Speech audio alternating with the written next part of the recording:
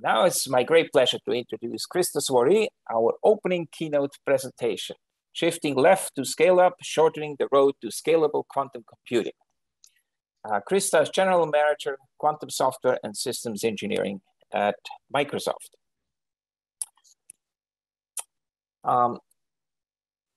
She leads a team dedicated to realizing a commercial scale quantum computing system and ecosystem to solve today's unsolvable problems we just heard in the video. She spent her early years at Microsoft developing machine learning methods for web applications, including ranking, classification, and summarization algorithms. In 2018, Dr. Svore was named one of the 39 most powerful women engineers according to Business Insider. She serves as a member of the Advanced Scientific Computing Advisory Committee of the Department of Energy and is a member of the ISAT and Committee of DARPA. She's an appointee of the National Quantum Initiative Advisory Committee. She chaired the 2017 QIP conference, the Quantum Information Processing Conference. Dr. Svore is a Kavli Fellow at the National Academy of Sciences, a senior member of the Association of Computing Machinery, or ACM, a representative of the Academic Alliance of the National Center for Women and Information Technology, and a member of the American Physical Society, APS. Dr. Svore has authored over 70 papers and filed over 25 patents. She received her PhD in computer science with the highest distinction from Columbia University and her BA from Princeton University in mathematics, with a minor in computer science and French. So without further ado, please welcome Krysta Svore. Great. Good morning, everyone. Can you see the slides okay? Yes. Thank you. All right, good morning. It's a pleasure to be back this year for Quantum Week. Thank you so much to the organizers for the invitation.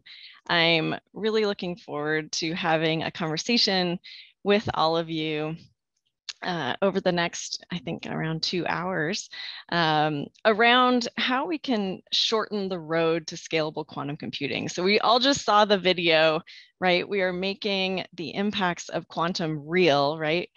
You know, who thought we'd be at a conference, several decades in, showing how we are impacting real customers with what we're learning from quantum computing through quantum-inspired algorithms running on classical hardware.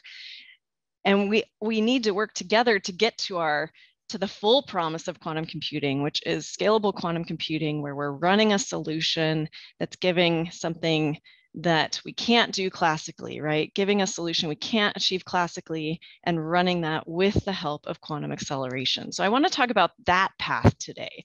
How do we go from where we are now to achieving what you might call quantum practicality, right? So let's talk about what that means. And let me advance our slides. Here we go. So last year at Quantum Week, I spoke about minding the gap, right? I spoke about how we have a gap between the hype of what quantum computing promises and the reality of what we can achieve today, and would be able to achieve on a scaled quantum machine. I spoke about the gap we had between theory and application, and of course the gap we continue to have between hardware and software, between where we are today and where we want to be tomorrow. I shared how we can dequantize some quantum algorithms, right, and get benefits from studying quantum computing on classical hardware. You just saw a video to that end on how we can emulate some of the quantum mechanical behaviors and achieve speed ups for problems right now today. I also spoke about how all benchmarks aren't created equal. So when we look for a quantum advantage, when we look for studying algorithms and applications, it's important that we choose a benchmark that represents what we really want to do with a quantum computer, right? And then I also spoke about the power of tools and platforms, and how we can use those tools and platforms to close that gap and bring about advances from hardware to software, and really about codesign across that whole stack. Over the last year, we've continued to innovate, right, as a community, as a field, as an industry. And borrowing from the notion of shift left that exists in the classical computing industry, I really want to speak today about how we can shift left for quantum development. How can we speed up our quantum development, our path to a scalable quantum machine running really valuable solutions? How can we do that by bringing in the software capabilities, bringing those earlier into the development cycle? So on the left here, we have time and risks, right? Typically in a product lifecycle or traditional development lifecycle, what you see is hardware development, followed by software development, followed by integration and testing. And shift left is this idea that if we bring in software, but more specifically, bring in test, right?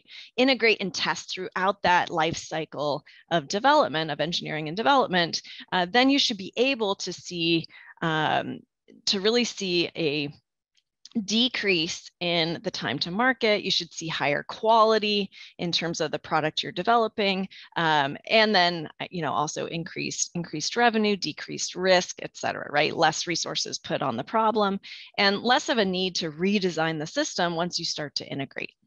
And so I think we can borrow, right, and really build on the concept of shift left for quantum development, right? Bring in the capabilities we have from software so that we can do more rapid co-development and co-design of our complete stack, right? Bring in integration and test and really drive end-to-end results early and often in our development cycle so that we can incorporate those learnings forward. We can build it into the architecture, redesign the architecture, think about the ripple effects through the stack, and apply all of this so that we can more rapidly advance towards a scaled quantum machine. So today, I want to speak about three types of shifting left we can apply to the quantum development cycle already today, right? We're in a very lucky position, right? We have classical machines. We have high performance compute at our fingertips, which is very unlike the digital, the development cycle of the early transistor, right? We didn't have advanced classical compute at that time to really bring and harness for advancing the development. So with quantum computing, we have digital technology at our fingertips. So let's really put it to good use as we work to design and develop the quantum machine. So I want to talk about three ways we can shift left together. First, let's innovate on the algorithms and the applications, right? We can do that in advance of having hardware on which to run those applications. We can work to understand the hidden costs and then use that information to help redesign the system and modify the stack accordingly, right? This should help bring in that development cycle.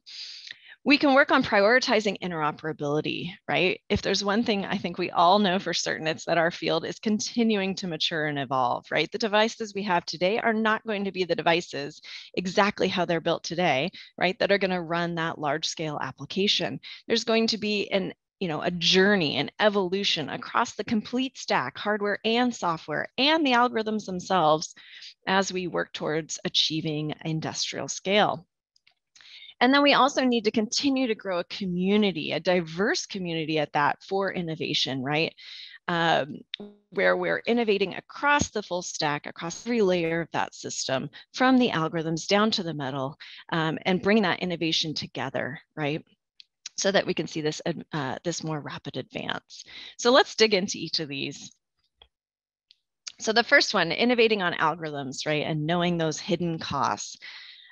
We've learned quite a bit in the last year. And last year at Q2B, Matthias Treuer from Microsoft really defined this notion of quantum practicality, right? And what he shared was quantum practicality is what we should be going after, right? Quantum practicality is about solving a problem that's useful for science, useful for industry, and doing so better than what you can do on a classical computer. And better here would mean, with better accuracy or doing it more quickly, right? A faster time to solution. And here you're going to be using a quantum computer, right? Using this quantum acceleration to achieve this faster or better solution. And the other piece of this is to be able to do this within a matter of weeks, right? We don't want to wait a year for the solution. We need to just consider a matter of weeks. This is a realistic time scale. So we need to make sure that that crossover point, so the graph on the right here, the problem size versus the time to solution, when you look at the crossover of that the quantum algorithm runtime compared to the classical runtime, that crossover time needs to be reasonable. So let's set it to a few weeks. So quantum practicality, it's about achieving a speed up or an improved accuracy in a matter of weeks for a useful problem. So we take that as our definition. Then what we find is, we can dig into these into what is that crossover time for realistic applications, right? For applications we may work to speed up on that quantum machine. Let's take 2 chips as the comparison points. We take a classical chip, an NVIDIA A100 GPU, has a roughly a 0.7 nanosecond cycle time. And then we compare this to a quantum computer. And for this quantum computer comparison, we're going to consider that scaled quantum machine. Let's assume it has 10,000 logical qubits, right? Logical qubits are the qubits that would be the algorithmic level, right? At the algorithmic level of your computation. And let's assume you have an algorithmic, clock rate, 10 microsecond logical cycle time.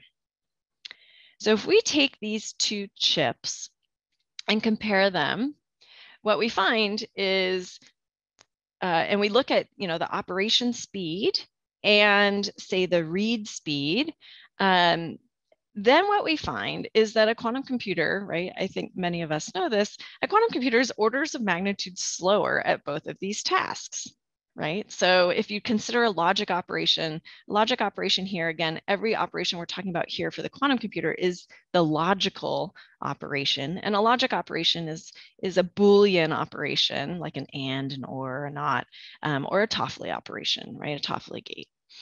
16-bit floating point operation, this would be a 16-bit multiply add, has maybe hundreds of Toffoli operations in it.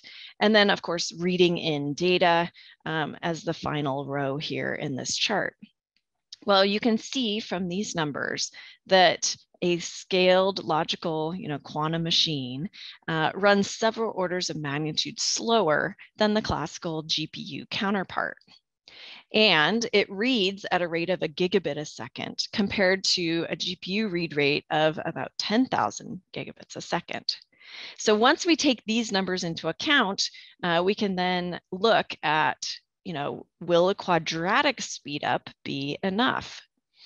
So, in many cases, Grover's algorithm for search, right? We have amplitude amplification, right? We achieve a quadratic speed up with the quantum algorithm. And if we carry this quadratic speed up through with these types of operation and read rates, then what we see is for a single floating point operation on the quantum computer, you're looking at a crossover time of 4 months. And that's for 1. For 1,000, you're looking at a crossover time of 3 centuries. Right? So it's really important that we dig under the hood and understand when we have an asymptotic speed up that's quadratic, will that be enough when we look to implement it on a real architecture? And I think you can see here that the answer is no. We really need super quadratic speedups for practical crossover times of a few weeks.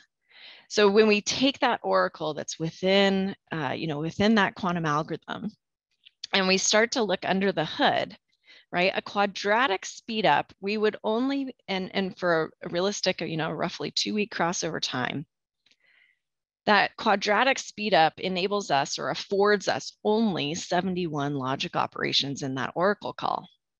Well, that's not very many, right? However, when we look at a super quadratic speedup, for example, a cubic speedup, we can have 13 million. In the case of floating point operations, up to 21,000. And so now we're starting to get the feel, okay, if we go for cubic, we go for quartic, we go for a super polynomial speedup, well, now the quantum computer and that, starts to have a realistic crossover time and looks pretty exciting, right? So we need to find applications that afford a super quadratic speedup rather than just quadratic. And we know we have lots of quantum applications at our fingertips. Stephen Jordan in our team maintains the quantum algorithm zoo, where you find over 50 quantum algorithms with quantum speedup. But how many of these are going to satisfy this quantum practicality, right? Speed up in a useful crossover time for a useful problem? Well, only a handful, right? Because so many of these speedups are going to be quadratic, but a handful of very important ones, right? So when we think about which ones achieve this, right, and we want useful quantum practical solutions, and we want that leadership class quantum acceleration. Well, when we take these algorithms and we look at the cost, it turns out that leadership class quantum acceleration begins with a large quantum machine, right? A leadership class solution is going to start at around 1 million physical qubits. And here, this is for 10 to the minus 6 error rates. So we have the error rate on the horizontal axis here, and then plotted for a bunch of different applications. So really what it comes down to is we have to scale our quantum machines, right? Valuable solutions come starting for science at around 30,000, tens of thousands of physical qubits. And again, this is for an error rate of 10 to the minus 6. So if your error rate is more like 10 to the minus 3, add some factors to these numbers. But that scientific understanding we can achieve with, tens of thousands of physical qubits. But for the premier solutions in chemistry and material science, we're looking at millions of physical qubits. And so it's really important we focus on scaling and understand how to scale every layer of our quantum system to achieve this leadership class quantum machine. When we look at those simpler problems, right, the tens of thousands of physical qubits, with that number of qubits, we can look to simulate dynamics of, for example, a quantum magnet. And already for this problem, this is scientifically interesting. This would be very useful. It would be 100, but at the same time, it's 100 times beyond the capabilities of our current noisy small quantum devices. So we need to continue to push and again, close the gap, right, between what we want to achieve algorithmically and what we're able to achieve right now today in hardware. So we need to continue to close that gap. In terms of the ultimate, might think more towards the ultimate promise of quantum computers. A 1 million+ qubit quantum machine will enable us to solve problems in predictive computational design for chemistry and material science. Now, quantum acceleration to unlock this type of capability, even if this is the only thing we solve with a quantum, with our quantum machines, this will still change everything, right? And I think that's really important to realize, right? Being able to move towards predictive computational design for chemistry and material science will remake our global economy, right? It will completely change everything. And so going after just chemistry and material science, it's enough, right? And of course, we would love to find even more applications of our quantum machine. But here alone, we can go after clean combustion, right? Understanding reaction rates, identifying how we can avoid side reactions, right? Side effects that release toxic gas into our environment. We can go after clean energy, where we might want to, we with a quantum computer can better understand materials, right? That it can absorb and store energy, for example. We can have more efficient carbon fixation. We can look at solar energy conversion and photovoltaics, understand and design those in better detail. With clean water, we can help better identify a catalyst to help remove, for example, VOCs from the water's surface, or something better than titanium dioxide for removing and killing bacteria in water. And with energy efficiency, for example, with the help of the quantum computer, we can hope to identify a material that will superconduct at higher temperatures, and thus, in turn, help move towards lossless power transmission. So this class of problems alone, right, Hamiltonian simulation, moving towards predictive computational design is very, very powerful. And the quantum computer will play a key role in unlocking these types of capabilities. But we still need to close that gap, right? So here we have the error rate of the quantum computer, of the qubit system versus the number of qubits, right? We need to reach the millions of physical qubit scale. And this is going to require fault-tolerant quantum computers. And systems today sit in this bottom right.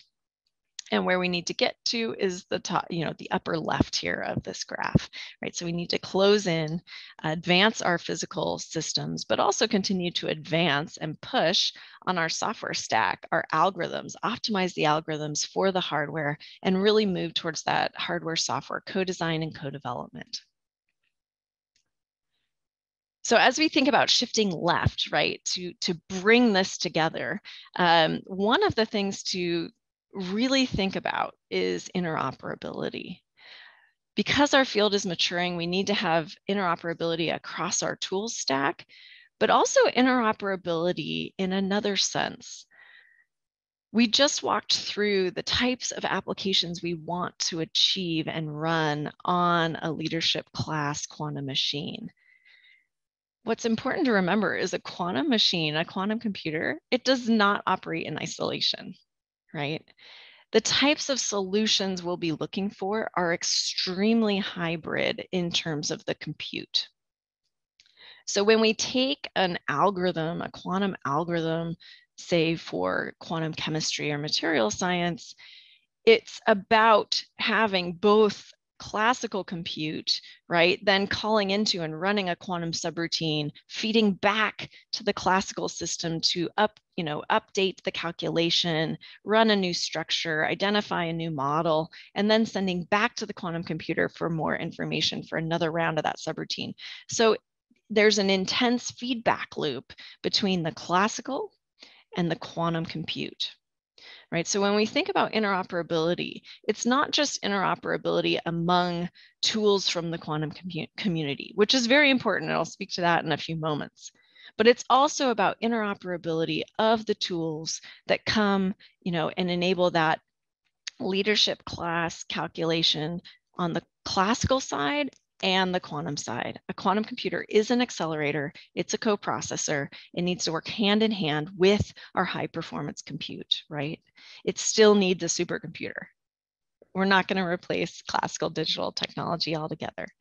So here, this is an image, a visual of this process, for example, in the case of chemistry, here outlined, for example, in the case of catalysis. So if we want to explore a catalyst to improve a reaction, the rate of a reaction, the efficiency, the dependence on, say, natural resources such as natural gas, this is the type of process we'll use. So on the left here, we have the classical process. You would explore those potential structures, modify the structure, and then ask the quantum computer to obtain an accurate energy calculation, which then is fed back to the classical machine.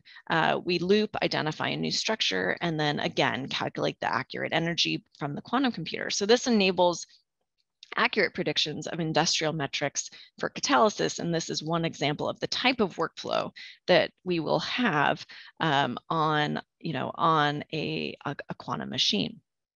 So we need to enable this type of workflow. When we look at quantum software development and shifting left, right, really bringing in software development so that we're constantly integrating, testing, debugging, and identifying new designs, the process is really it really follows roughly this flow, right? So in quantum software development, we'll write our quantum algorithm or our quantum circuit, our quantum process. You can write that in a variety of languages and environments. You then bring that together with libraries, right? So so you can take advantage of other developments that have already been done. Bring that together. You might integrate that in with Python or .NET and then, typically you want to simulate this first before you run on real quantum hardware, right? So you can simulate to a larger scale over certain classes of operations, certain types of environments. Say you want to understand how noise impacts the algorithm or the process you're going to run. You might want to then resource estimate. If I run this to scale, right? If I want to look at how many qubits will this use when I run this on more of the real world application, right? Running it out to, say, a larger catalysis problem. So we don't actually run the algorithm in that case, but we estimate the resources the algorithm will require at scale. And then ultimately you might take a small instance and run that on real hardware, right? Understand how it behaves and so forth. So these are some of the steps involved in quantum software development. And ultimately you want to be able to use that same underlying code to deploy that across simulators, to deploy that solution, understand its performance across the simulator, a resource estimator, the hardware, right? You don't want to modify your code to run on those different backends. So it's really about using the same quantum code across all of these capabilities.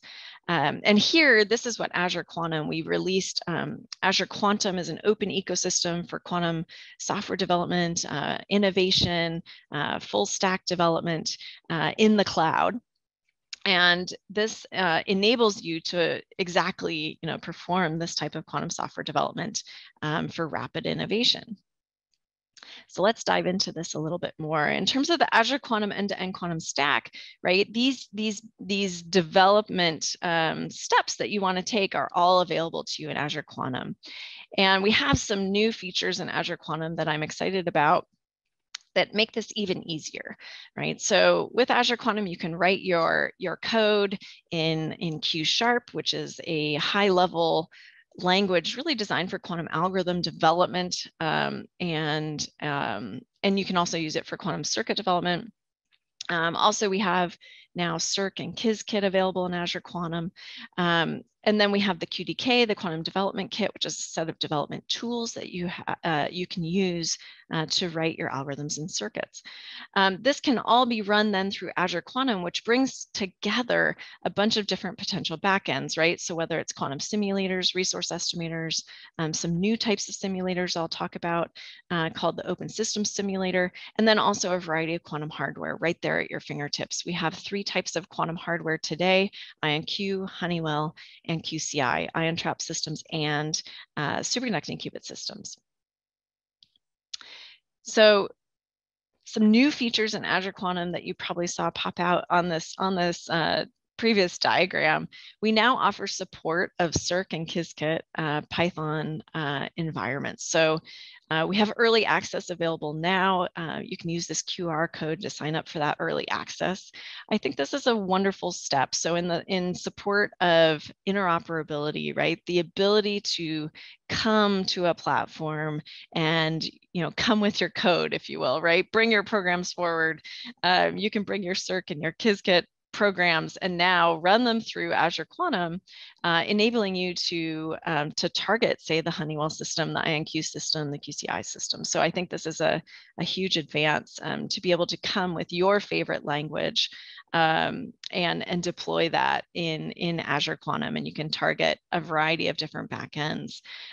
We also are introducing Jupyter Notebooks to make it a no install, easy to get started experience. I think many of us love Jupyter Notebooks. It really makes it easy to learn, but also to develop develop programs. So it's great to bring Jupyter Notebooks forward for the Azure Quantum environment. Also have a full state simulator coming to the cloud, which is coming soon. So you don't have just client-side capabilities, but with this cloud capability, you'll be able to run simulations, full state simulations on even larger quantum states, going to the 35, 36 qubits and beyond. And then an open system simulator. And this will enable you, which is in public preview now, so go check it out. There's a nice Jupyter notebook giving an example. The open system simulator enables you to study different noise models on your quantum algorithm, on your quantum process, which is very important for hardware software co-design. So we've been really excited about expanding to welcome the Qiskit and Cirq developer communities. And I think there's been great reception across the field. Here are a couple quotes from Strangeworks, Google, and IBM. Really enables you to come forward again with your code, bring it to Azure Quantum and run on a variety of backends. I want to mention this open system simulator. So here's a fun example of using the open system simulator to better understand hardware performance and to characterize hardware, right? So let's say we want to do a gate set tomography experiment with Azure Quantum. And here we can use both Azure Quantum and the open system simulator and the Qiskit integration to really compare and contrast and start to analyze the output of a simulator, right, the open system simulator, and the output of the hardware. So we can characterize, does the noise on that hardware match the noise that we assigned in the open system simulator? What are the differences? It starts to enable us to characterize the performance of the hardware. So here you could use Pigsty, for example, to write a set of circuits. Pigsty was developed at Sandia. And then with these circuits, right, we can either go on the top part of this chart here, we can go across by creating Q-sharp operations, running them through the open system simulator where the noise model is defined in Python using QTIP. And the QTIP library, several noise models defined there. Or we can go the hardware route, and we can use the Qiskit integration, then run that through Azure Quantum on one of the three backends, say IonQ, Honeywell, or QCI, and then output those noisy results. And then again, compare the output of the open system simulator to the output of the real hardware. I want to mention QIR. QIR is a quantum intermediate representation that we've been developing. That's really a community-driven representation. And the idea, right, so I think already, right, you can see there are so many options in terms of front ends, so many options in terms of back ends. And we're still early in our development cycle, right, for quantum computing. We have plenty of things, plenty of challenges to continue to go after together. And so we wanted to help really help bring that together, right? So if you have many languages and frameworks, you don't want the many languages and frameworks and then the many hardware backends and simulator backends to explode, multiplicatively. We really want to look at having a representation that enables, you to choose, right, easily, and then easily expand out this environment. So you have many languages and frameworks. If you map to a standard, say QIR, then you can also then target a variety of backends quite easily. And so you can move to more of an additive cost instead of a multiplicative cost around developing for all of these different front ends and back ends. So here there's been quite a few different front ends that have mapped to QIR, and then also back ends that have mapped up to QIR. So now you have this many-to-many mapping, right? You can envision taking, choose your favorite path through this representation here, and it really enables us to accelerate quantum development, right? You can choose your favorite front end, choose your favorite back end. If you map through QIR, then it makes this process quite easy. Now, the beauty of QIR is it's built on the very popular classical compiler framework, LLVM. So it's open source. I encourage you to take a look. As you can see, many different providers are now building on top of QIR because it leverages, right, this classical compiler framework. So you don't have to build everything yourself, right? LLVM has so many amazing tools within it that we can leverage, right? We can leverage all the work across the classical computing community and especially the compiler community here for quantum development. So with QIR, we're able to bring together many different languages, for example, even to Azure Quantum, and then map that to many backends. But this is true outside of Azure Quantum as well, right? QIR is more general than Azure Quantum. You can use it within your frameworks as well, and we encourage you to do so. So I want to show some examples of QIR in practice. So as one example, we've been able to use QIR to enable an improved simulation of quantum algorithms. So with Pacific Northwest National Laboratories, they've been using QIR. We've collaborated to use QIR to connect Q sharp, right? So write your quantum algorithm in Q sharp, for example. This translates to QIR, and through this QIR mapping, they've been able to map this to the Summit, to HPC, right? To the Summit supercomputer Oak Ridge.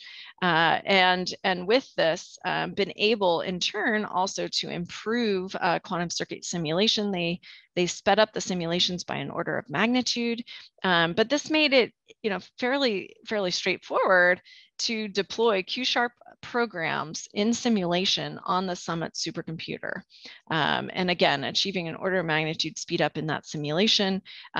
This graph here is an example of running the variational quantum eigensolver algorithm and looking at the impact of noise on that algorithm, right? How much noise deteriorates the energy calculation and how quickly. So this is one example of using QIR to enable a mapping to a backend, in this case, the Summit supercomputer, for quantum circuit simulation. As another example of QIR, you can use QIR to speed up, for example, your benchmarking experiments. Traditional randomized benchmarking, you would need to call the service from which you're running that benchmarking with each classical with each for each sequence you want to run, right? So you would have to be making a round trip with that classical service, and we want more near-time decision making than that. With QIR, we can write the program, so write our randomized benchmarking experiment in Q sharp.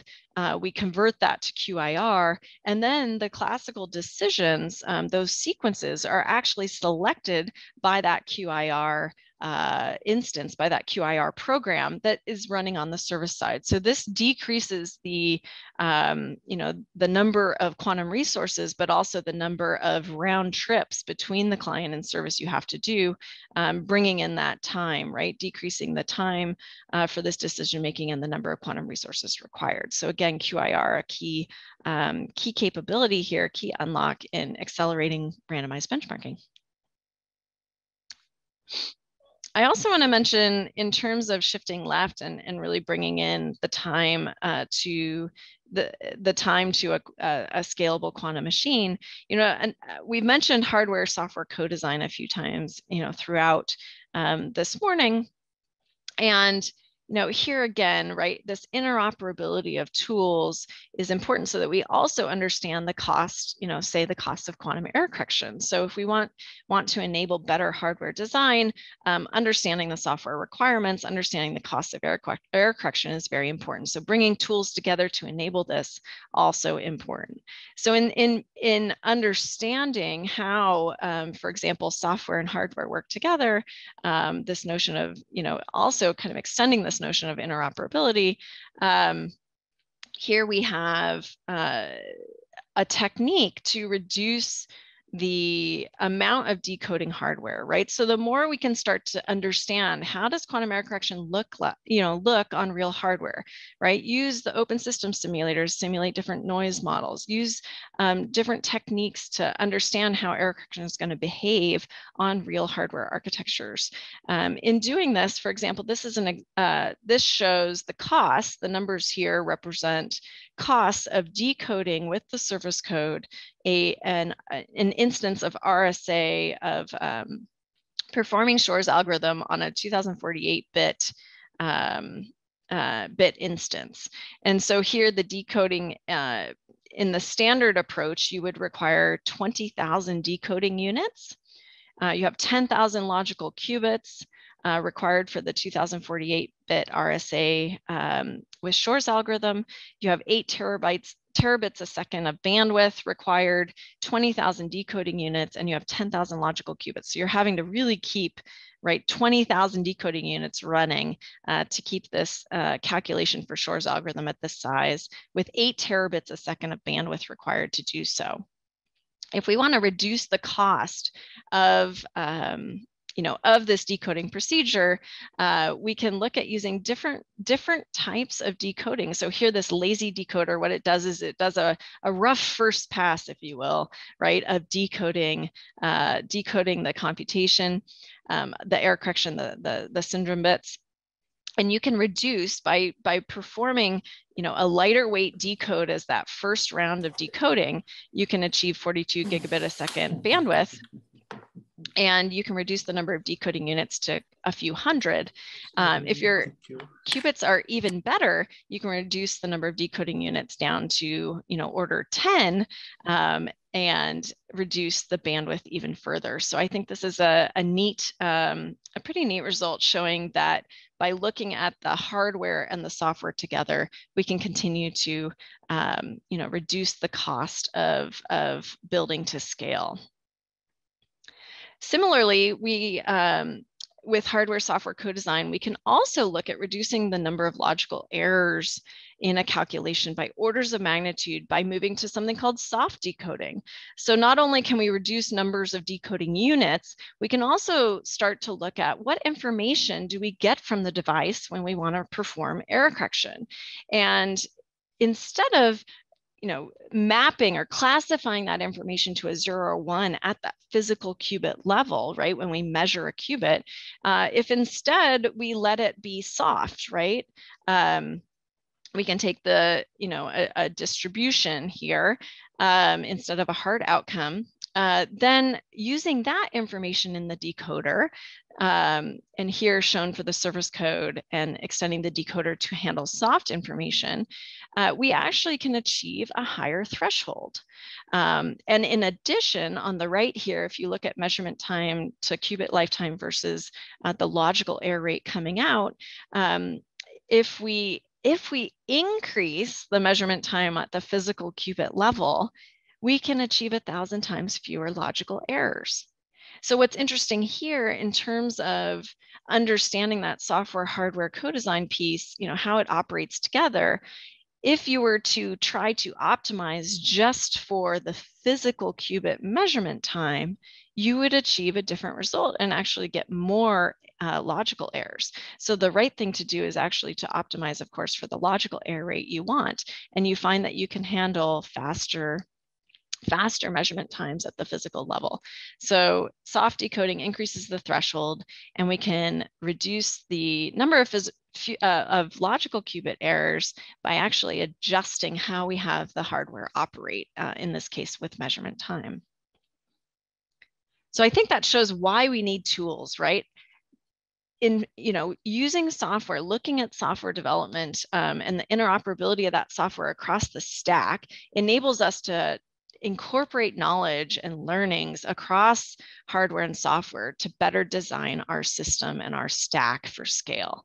Now, similarly, we need to also be able to do this together, right? So we want to really grow a community for innovation. I've mentioned just a handful of ways we can look to learn, right? Learn from software development about developing for scale. By no means, right? This is this all of the paths to take, right? We know that there are many opportunities to continue to pull in the timeline to scale and innovate across the stack, and we need a community to do that together. A few examples of where the communities come together for some advances. I want to mention another example with Pacific Northwest National Labs, where here, and this also builds on interoperability, right? Going back to this hybrid classical and quantum compute, with Pacific Northwest National Labs, there's been the development of a pipeline, right? Being able to use NWChem, which is a state-of-the-art classical computational chemistry tool, being ported also to exascale compute. So it can run on, HPC compute, right? Together, we want to bring that together with our quantum development tools. In this case, a pipeline has been brought together with QDK and with Broombridge, which enables the expression of chemistry problems. So here, NWChem operating in conjunction with Broombridge and the QDK to enable the enable the studying of high energy excited states using quantum phase estimation. So here, expressing quantum phase estimation algorithm for high energy excited states in a quantum algorithm, but using the NW-Chem to identify the starting states and so forth. And through this work, what we've learned is that quantum computing may be a very powerful new computational tool for understanding experiments related to light sources, right? When you're looking at photochemical processes, for example. So here, X-ray spectroscopies.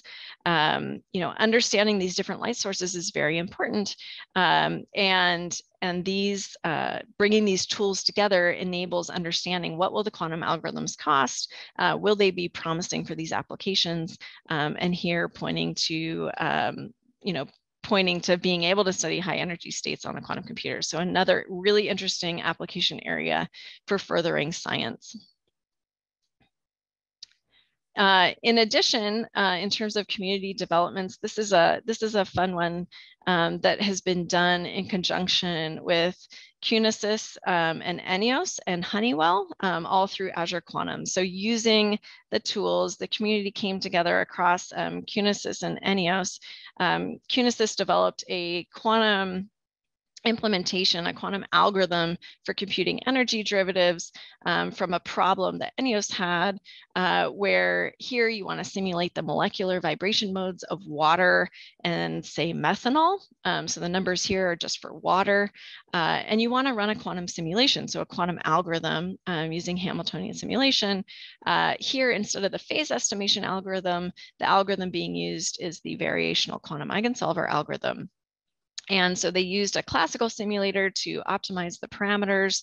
Then Qunasys expressed the variational quantum algorithm and then ran this through Azure Quantum onto the Honeywell system to understand, if I run this in simulation versus on real hardware, how much of a difference is there in the output, right? So here the output being the first three vibration modes. Again, the table here is for the water molecule. And vibration modes, these vibration spectrums are used to identify chemical compounds and understand, for example, thermodynamic quantities like free energy. And so here you can see this was run on the Honeywell H1 system through Azure Quantum. And H1 system is a 10-qubit system. Of course, Qunasys mapped this to a 2-qubit problem. So they ran 5 instances in parallel on the Honeywell machine, and they find, how close, for example, it is to the classical results. The classical results coming from the SCI method above. And then the quantum results coming from VQE run in simulation, and then VQE run on the H1 machine. So you can see that the results end up being fairly close for this 2-qubit example. I also want to mention some other community innovations that are pretty neat here with an intern. So, plug for our intern program. If you're interested in interning with us, please reach out. But this is work done with our intern, Sam, and with Sam Jacques and Thomas Hayner around using a fairly simple idea to dramatically improve full state simulation. So again, another great example of community-based innovation. In a wave function, when you go to do full state simulation, your quantum wave function typically has quite a few non-zero, or quite a few zero entries, right? Not every entry is non-zero. So in many cases, if you can apply your operations just to the non-zero entries, right, you could dramatically speed up the simulation.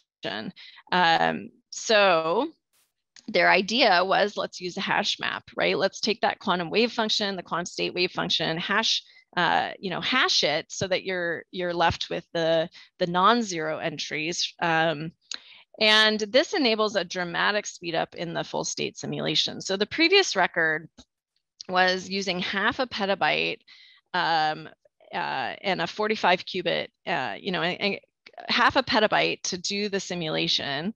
And it could go up to 45 qubits on the Cori machine, which is an HPC leadership class machine. And here, the record, they were able to break this record with a single core and less than 100 megabytes of RAM. Okay, so dramatic improvement. In chemistry, they ran a chemistry benchmark. They were able to use only 27, for 27 qubits, they could run this in only 15 minutes, whereas the previous state-of-the-art for this chemistry benchmark, it didn't complete within even a week. On factoring, they ran a simulation on a size that could go up to 102 qubits, right? The previous state of the art, it required 7 hours, over 2,000 nodes, and 14 terabytes of RAM. So again, got this down to 100 megabytes of RAM, able to extend up to a simulation of a factoring problem at 102 qubits. So that's dramatically beyond the 45 qubit record previously. And then for a D-log example, discrete log example, they could go up to 110 qubits. This example had not been benchmarked previously. 110 qubits simulated in just 69 seconds. 110 qubit instance of the problem. So this is a pretty nice, nice advance where using hashing enables much larger state simulation. So again, enabling us to understand applications and algorithms and optimize and cost them out in advance of full hardware on which to run them. And then finally, I want to mention one other pretty fun community innovation that I think promises to have some pretty large impact on scaling up our machines. So there's been a development starting with Matt Hastings and Jungwon Ha in our team at developing a new class of quantum error correcting codes. So in these codes, there are dynamically generated logical qubits. So these aren't normal stabilizer codes, right? There's no static logical qubit. So again, this is a dynamic code, right? The logical qubits are dynamic. And what's really neat is that this code enables shorter syndrome cycles, right? So you have weight six operators here that can all be done with local two-body measurements. Now, why is that interesting? It's interesting because some hardware systems are more tuned to that type of architecture. And this is really an example, again, of that hardware-software co-design where we can shift how we perform and how we implement or design our quantum error correction based on the hardware architectures that we will be able to build. So taking the constraints, say, of the hardware architecture and looking at what then can that unlock on the quantum error correction side, what can we do to improve the quantum error correction. So here, shorter syndrome cycles, nice two-body measurement primitives. And what's fun in terms of the community innovation side is this has just been a rapid fire in terms of new advances with regard to this new class of codes. So starting in July, when the first paper was posted showing this honeycomb lattice and this new class of codes where you have these dynamic logical qubits. And then very quickly after, a video was posted on YouTube walking through what the threshold might be and doing some threshold analysis. Then Craig Gidney and his co-authors posted a paper just roughly 1 month later, detailing some of that. And then I think last week, another paper showing how you can help define boundaries and so forth. So rapid innovation on a new class of quantum error correcting codes may just enable us to further reduce those resource requirements for achieving a logical qubit and scaling up our machine. So I just love seeing the pile on across the community, right? These rapid advances, so critical for helping us get to where we want to be with regard to a leadership class quantum machine. And finally, if you're interested in doing more of this type of work, and you want to try out your research, your ideas, and innovate on real hardware as well, please do check out our new Azure Quantum Credit Program. We're really excited to be sharing up to $10,000 in credits to use on Azure Quantum, where you can deploy and try your research using, using the various quantum hardware available through Azure Quantum and using the Azure Quantum ecosystem. So the QR code is here, snapshot it, and please do consider applying so that you can accelerate your exploration, but ultimately help accelerate our field's innovation towards scale. So in closing, I hope that I've convinced you that by shifting left and doing more, software development and hardware software co-design, testing of ideas, whether it's through simulation, resource estimation, or understanding the details of that algorithm, or error correcting code, right? I hope that I've shed some light on ways that we can shift left to accelerate our quantum development lifecycle and shift left to achieve scale more quickly.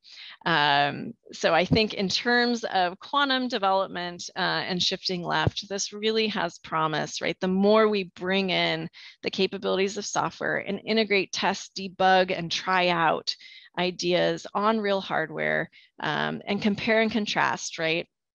Across whether it's error correction or benchmarking, characterization, right? We need all of these techniques to come together. So to improve our quantum system quality and improve our time to reach scalability and practicality, I think we need to continue to really push on shifting left together. So thank you so much for your attention for the last hour. I'm excited to share that we have a number of opportunities to engage further on the material I've presented and shared with you today across IEEE Quantum Week. Number of events today and throughout the week. Tomorrow, jump in, learn more about the quantum error correction side, how to accelerate the control and use of quantum computing systems. On Wednesday, you can jump in and learn more about how we did some of the resource estimation for chemistry applications, which is going to be one of the critical application areas for quantum machines. And later in the week, how do you go about enlarging the workforce, right? A really important area we didn't touch on much this morning, but so critical is to continue to help grow the workforce. Because as you can see, there are no shortage of things to work on in our field to rapidly advance towards scale. And finally, on Friday, if you're interested in learning more about QIR, about our quantum intermediate representation, and how that's really community-driven representation, jump in on Friday at the workshop and learn how QIR built on LLVM can really help you bring together front ends and back ends and develop and accelerate development for the stack. So with that, I will conclude, and I really look forward to all of your questions and discussion. Thank you so much.